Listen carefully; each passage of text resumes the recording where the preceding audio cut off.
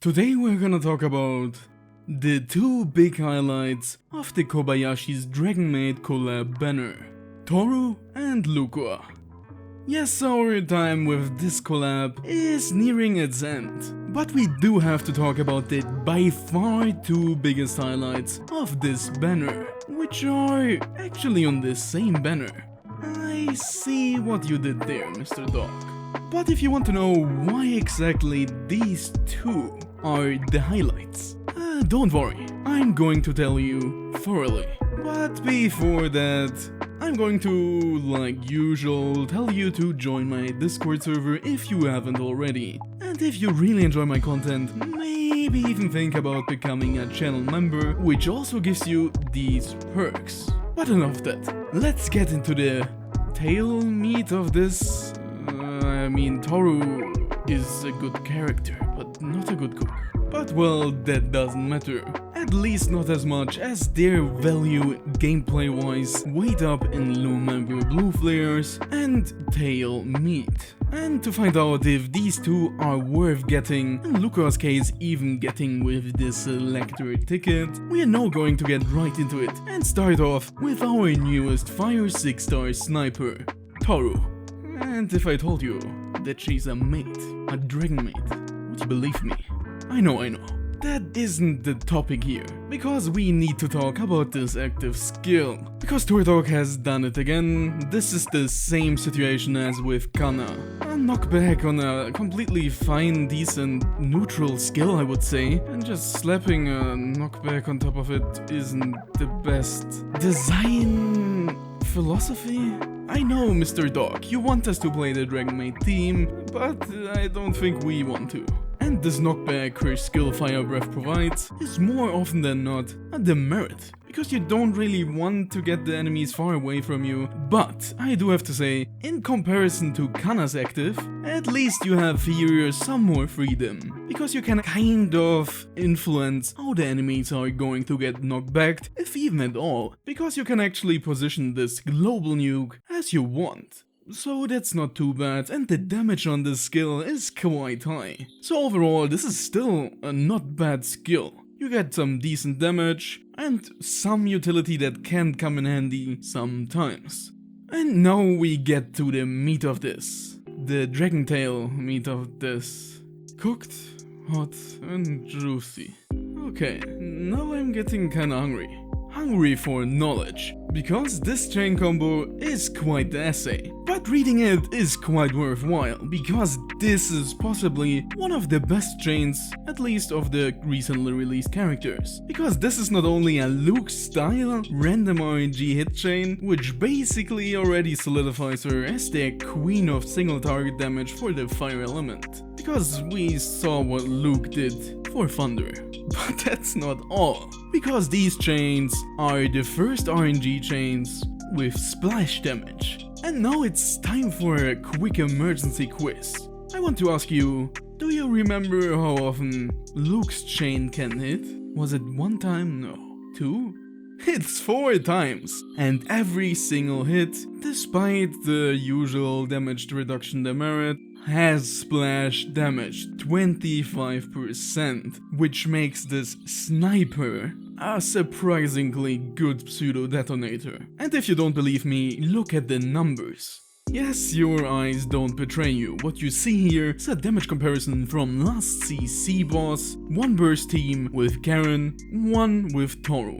Same team, only switching out the captain. And the damage is not that different. And keep in mind, when I tested this, Tohru wasn't EQ 10, but EQ 6, while Karen was EQ 10. So this sniper is even on par with one of the best DPS characters for the fire element. And she additionally is still the best single target damage dealer as well. Like, this is kind of crazy. I don't want to hype her up too much, because she does still have some big weaknesses. While she on the other hand has lots of AoE damage, lots of single target damage, her scalings overall can be quite low. Her stats are pretty decent, but you do really want to take advantage of this equipment, Love's in the air. And well, I'm in love with this chain, because it's quite cool. and it's supported by this equipment, which increases the damage of your chains and even the splash damage by 1% and 0.5% respectively. So just hit the enemies real hard, build up the normal attack combos, which makes her also perfect for burst teams by the way, and then hit them really hard. And that already brings us to our conclusion with this Dragomaid. While she's not really your Dragomaid, as she told you up front, she can be, if you can use her right. She feels right at home with burst teams and co, she can deal out massive amounts of damage versus single and multi-tile enemies, but that's it.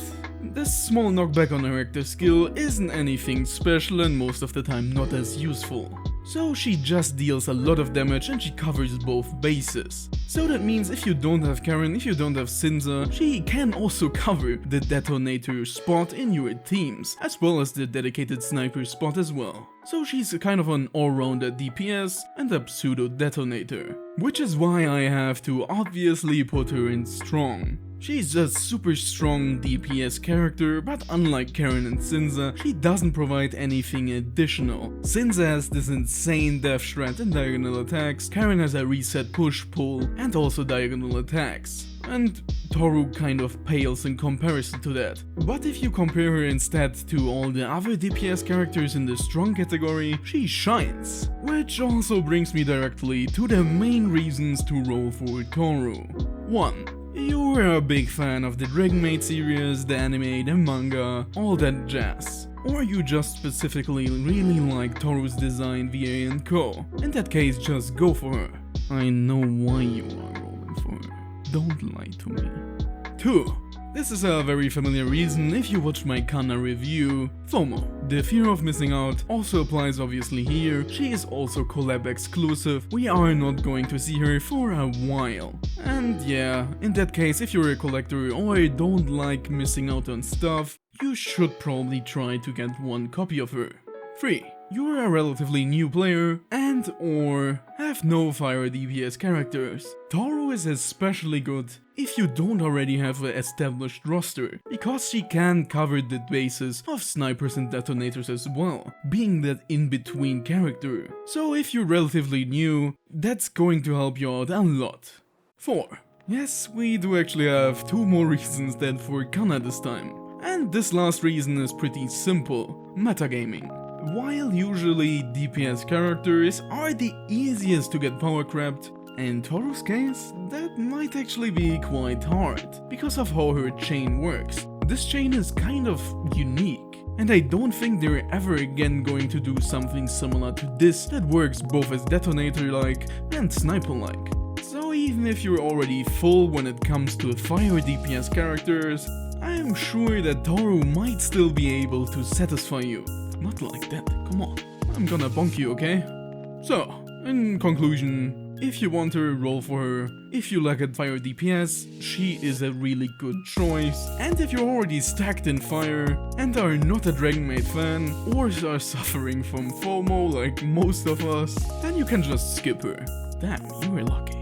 And that was already the end for now. But you might be thinking right now, wait a minute, wasn't this video about 2 characters? Well, this is actually going to be a 2-part video, so make sure to tune in soon TM when we are going to talk about Lukua, the probably most surprising part of this whole Dragomaid collab, and a really interesting 5-star at that. And as usual, don't forget to join the Discord, and maybe even think about becoming a channel member if you really enjoy my content. And on that note, a huge thanks to all of my channel members, you guys are the best. And actually one more thing, I want to know what your opinion on Tohru is, so make sure to tell me in the comments down below. What do you think about Tohru? Have you rolled for her? Are you now going to roll for her? Or are you just going to skip her? Or just all of these characters? Because you're just not a fan of the Dragomaid Collab, or the anime, manga and co, and don't really care about these characters. And that was already all from me for today. Have a nice day and see you next time. Make sure to tune in for part 2.